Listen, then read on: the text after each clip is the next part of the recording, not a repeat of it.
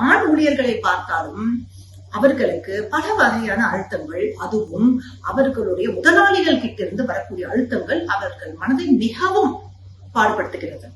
இதுக்கு இப்ப ஒரு தொற்று நோயும் போல, கோவிட் தொற்று நோயும் போல பரவுவது என்னன்னா பேர்ன் அவுட் அப்படின்ற ஒரு விஷயம். பேர்ன் அவுட் அப்படின்னா தமிழ்ல எப்படி சொல்லலாம், ஒரு எரிச்சிதைவு என்று வேணா சொல்லலாம். இந்த மாதிரியான பேர்ன் அவுட் ஆகும்போது இந்த தொழிலாளர்களுக்கு என்ன ஆகுதுன்னா, அவங்க தூக்கம் முதலில் போகிறது.